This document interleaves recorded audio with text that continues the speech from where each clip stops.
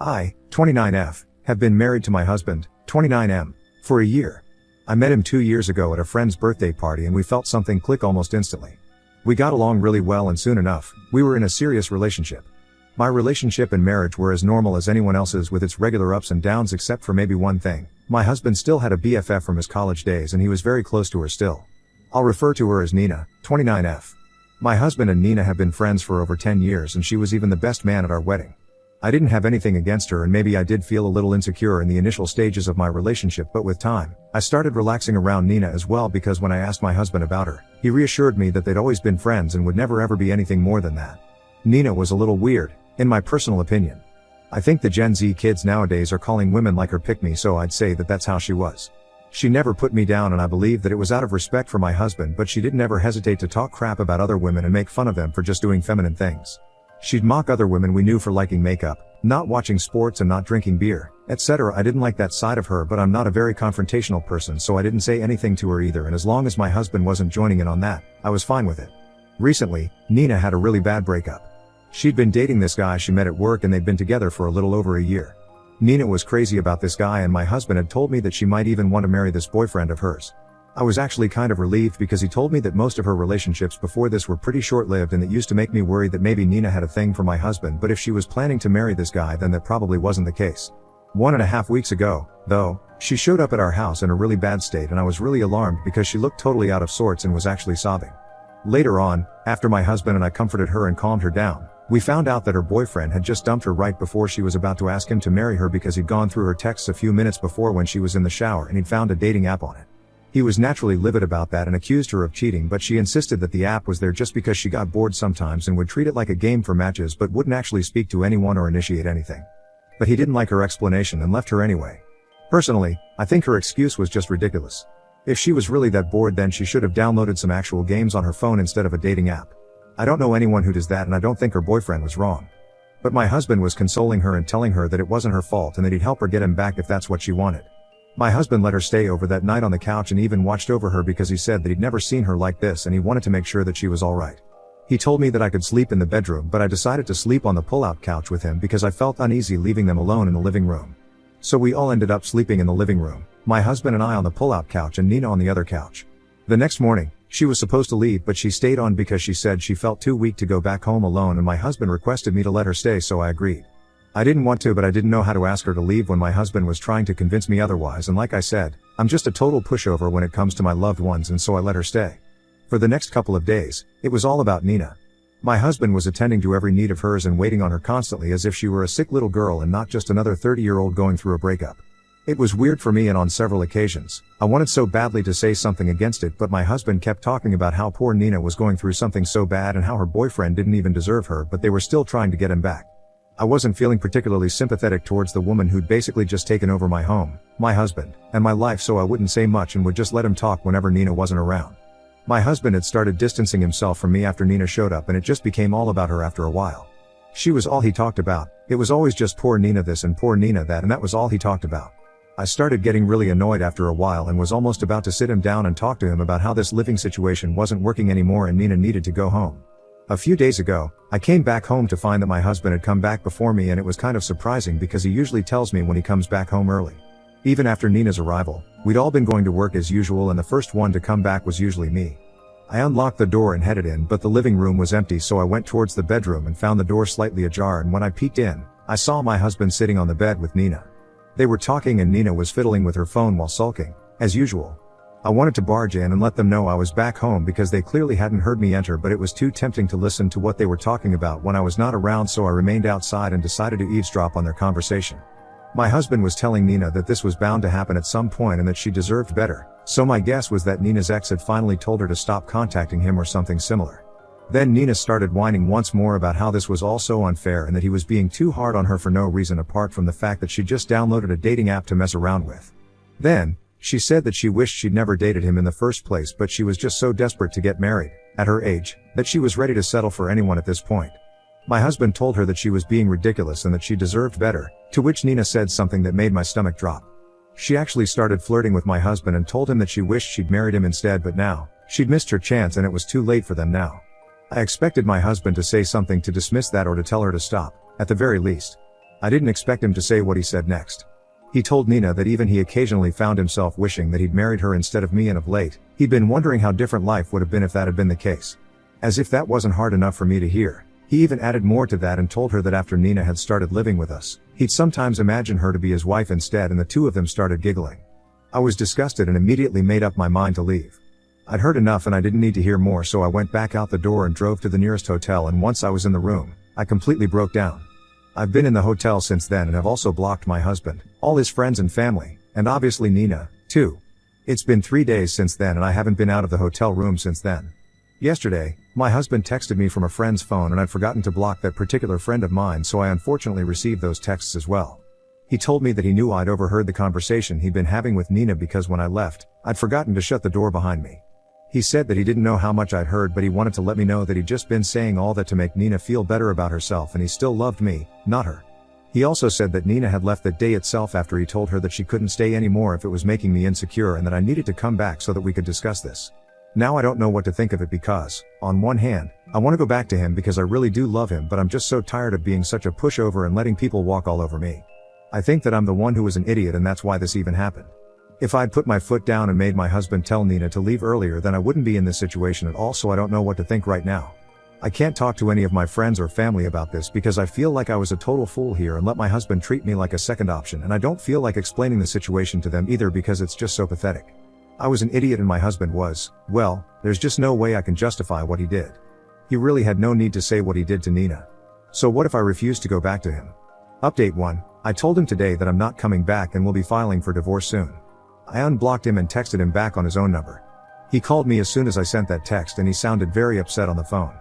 He just repeated everything he'd already said in his text, that he was just trying to make Nina feel better and that he didn't mean anything that he'd said. He said that he'd asked Nina to leave that day itself and even said that I could talk to Nina if I didn't believe him. I told him that it wasn't about whether I believed him or not. He just couldn't say things like that to another woman and expect me to be alright with it, and I wasn't interested in talking to Nina. Even if my husband didn't mean what he'd said, she definitely had meant it, and just like I'd always known, she'd wanted my husband all to herself all along. Even thinking about the fact that I'd let her stay with us made me sick because she and my husband had made a total fool out of me and I'd let them. But at least I was going to leave now and wouldn't make the mistake of staying with him any longer.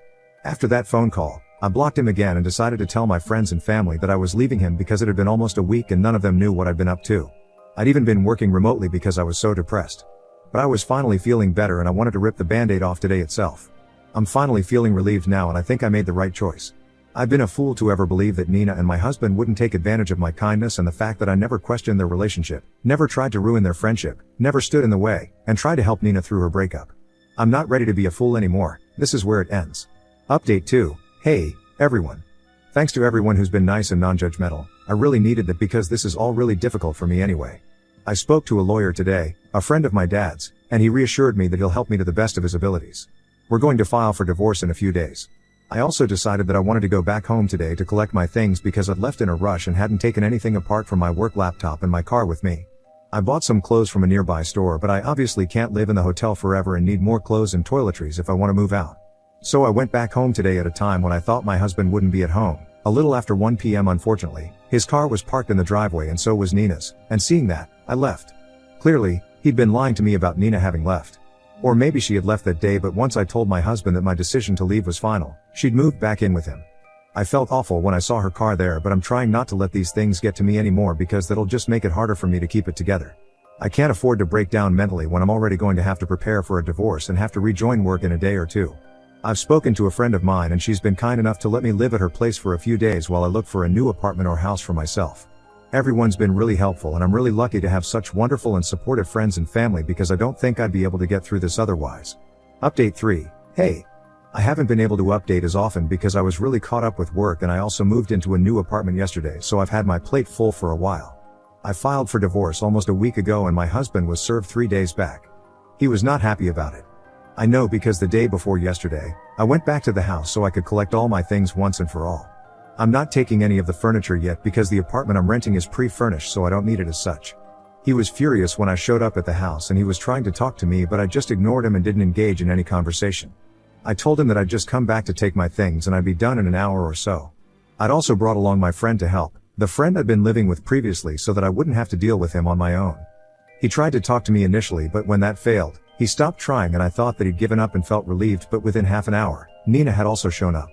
I could choose not to talk to them, but I couldn't just drown them out when they were talking to me, and so I had to listen to Nina talk about how my husband had asked her to leave that day, just for my sake, and that even though she felt like she'd fallen in love with him, she was ready to sacrifice it so that we could be together. She kept talking about how she was going through a really tough time in her life, and that's why she wanted me to stay with her best friend, because her own heart had already been broken, first by her ex and now by my husband. She didn't want to feel responsible and guilty for breaking up our marriage as well, and that's why she wanted me to stay with him.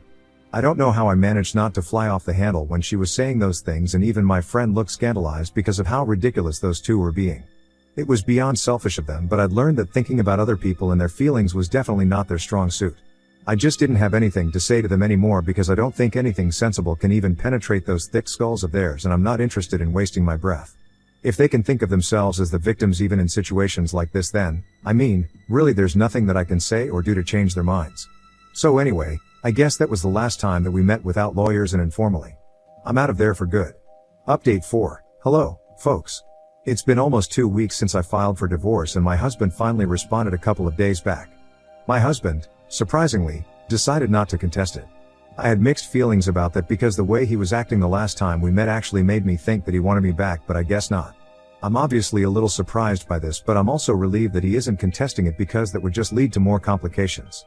My lawyer suggested that we find proof of him being in an affair with Nina, and I honestly don't think that it'll be that hard. I heard from a friend that they spotted my husband holding hands with Nina in a cafe around a week back, but it didn't look very romantic. My husband looked upset and Nina looked like she was comforting him. I didn't know what to make of that, but I did mention it to my lawyer, and he said that this information would definitely help us in the divorce.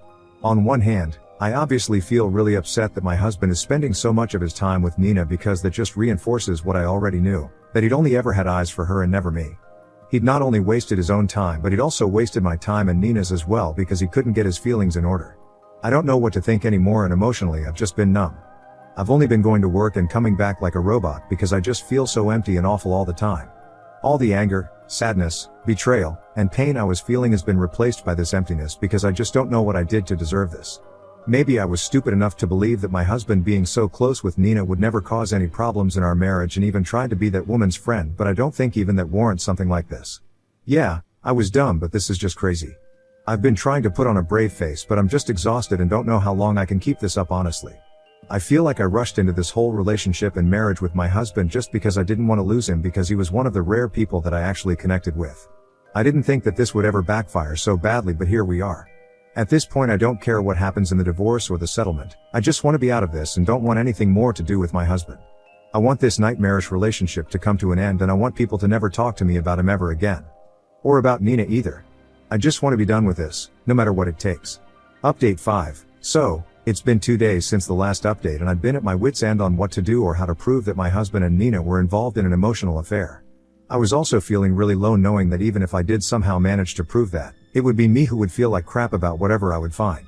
But then a few hours ago, I received an email from my husband where he just basically confessed that he'd slept with Nina last night because both of them were feeling really depressed. He said that they were drunk and sad and couldn't stay apart anymore on my account, because I'd made it very clear that I wouldn't take him back and we were done. He'd sent it from a new email address, and when I read it, I was broken. I genuinely didn't know what to feel, and I still don't, to a certain extent. So it had finally happened, and while I knew that this was something to be happy about because he basically just confessed to infidelity, it also meant that all the things that I was afraid of when I first got into a relationship happened to be true after all. I knew this. I'd known it all along, but to finally accept it and confront it was just so damn difficult. I ended up crying for a while after I read that email, but then I did forward it to my lawyer and he seemed pleased with it. However, even if I was sorted on the legal front, I was emotionally shattered. I just wanted someone to reassure me that it'd be okay, so I called my dad up, since he's always been there for me, big or small, and told him what had happened. He was at my door within half an hour with cake and ice cream, and my mom came along with him, so that was just really sweet of them. I ended up crying some more when they arrived, but eventually, they managed to get me to stop crying and consoled me. They didn't tell me that this wasn't my fault. They didn't make me feel judged. They were just there, and honestly, that's all that I needed to feel better. I knew that I could have been a little more aware and smarter about this whole thing, and maybe I could have avoided this situation altogether, but what's done was done now, and I couldn't change the past, so I had to just move on and focus on the future. My parents told me they'd be staying with me for a while and make sure that I was alright, because they told me that I'd lost an insane amount of weight and they couldn't just let me sit around and sulk anymore. I'm grateful for that, and I hope that I feel better soon, and also that my divorce will be finalized soon. Now on to the next story. Story 2. Found out cheating wife took a trip to meet up with her app, so I showed up and this happened. Today I'm going to tell you all about one crazy, life-changing event that happened to me. It all started when I got a phone call halfway through my workday. My wife, 27, and I, 33, were married for 6 years at this point, and she had been looking for a job for a year. She earned a small amount of money by making crafts and selling them on Etsy. I didn't want her to feel rushed or forced to get a job she hated. She'd already been through a really crappy childhood, so I only ever wanted to motivate her and make her feel safe. Our relationship seemed wonderful to me. She would get depressed sometimes, and I knew it was because of painful memories of the past. I asked her what was on her mind at least once a day, but much of the time she didn't say anything. When she did, it wasn't anything I could help with or didn't already know. So on this particular day at work, I got a phone call from the police department of the next county over. I was confused but listened as he explained that he had no choice but to arrest my wife today. Understandably, I freaked out. I asked him what the hell happened and what was going on. He said they received several calls about a woman setting a car on fire in one of the residential neighborhoods. My first thought was that there was no way it was my wife, but he verified her name and phone number and said they had possession of her car. I was absolutely mind-effed. I asked if she gave any statement, the reason for being there, or an explanation, and he said so far she was unwilling to talk to them. I asked if she was allowed to call me, and instead, he asked me to come in person to talk to her. I agreed. When I got there, they had me sit in the interview room with her. Her expression went from hardened and angry, to soft and defeated. She covered her face with her hands. I asked her what the heck happened. I needed to know because I could not figure this out. She whispered that she couldn't tell me. I asked why. She said it was because we were being recorded, and I wouldn't want to know. I said she was wrong, I wanted to know, and she was apparently caught red-handed, so the only thing left to do was explain herself. She sat up, revealing her reddened and depressed face. She said she was setting fire to her ex's car because he cheated on her. After I let this sink in a bit, I asked her how long ago this happened, and why seek revenge now. She really didn't want to answer me anymore, but I was her husband. She was in a police station. Her options were limited. After breathing a lot and crying, she told me he cheated on her last night. I said, what? And she went on to explain that she'd been seeing him for a few months while I was at work. I could not believe what I was hearing. The cops were gonna have a ball watching this drama unfold. So I clarified that she was seeing App behind my back, and when she found out he cheated on her last night, she decided to set his car on fire in broad daylight. After hearing my words, she looked like a shell of a woman. I told her I was ashamed to be her husband. She exposed her own affair by losing any self-control or responsibility she had left. I told her we were over and left the police station. I got a few sorry looks from some of the officers. My wife freaked out. She could only call people with permission from the cops, so the next person she called was her grandmother who raised her. Her grandmother actually thought it was a scam call, and didn't look into it any further for another 3 weeks. Then, she was finally contacted and paid my wife's bail. In order to afford it, she had to take out a loan. This was just the start of my wife's consequences. After she was out of jail, she tried to call me over and over again. After receiving 15 calls in one day, I finally answered it. She begged me to hear her out and at least meet her for coffee. She said it was the least I could do after the ordeal she'd been through, and our 6-year relationship deserved one more chance of survival. I laughed a good hearty laugh. I told her our 6-year relationship was over, dead, in the past. I only kept that relationship with her in good faith that she would never go behind my back and sleep with another man. Not only did she do that, but she also jumped to criminal activity by setting his car on fire. She wailed and sobbed into the phone like it was her lifeline. I told her she made the decision to go behind my back, and anyone should know it's only a matter of time before the truth comes out. I just got lucky because her idiotic actions did the work for me. I wished her luck in whatever she tries to do next with her life. As I said that, she started screaming for me not to hang up, but I did. Her aunt contacted me 4 months later. She asked if she could bring a truck over to get my ex's belongings. I said that was fine, and she went on to explain that my ex's grandmother passed away, and the house was in foreclosure. So my ex was moving in with her, and I'd finally get her crappy belongings out of my house. That sounded fine to me. I did wonder how she was holding up, but I didn't ask. By this point, I started seeing another woman and did not want to give any false hope by asking questions. I hope my story encourages everyone not to cheat on their partner. There are 2 things that helped me get through this ordeal the most. The first was exercising daily. I didn't want to do it, but I forced myself to use my muscles until I could feel the burn. It helped me to get out built up anger and turn my attitude around for the better. I wasn't feeling down on myself, I was feeling positive and capable. The second thing I did was show myself love and care, by doing what I wanted. Most of the time it was listening to music and dancing, other times it was reading, watching TV, drawing, playing music, or going for a walk.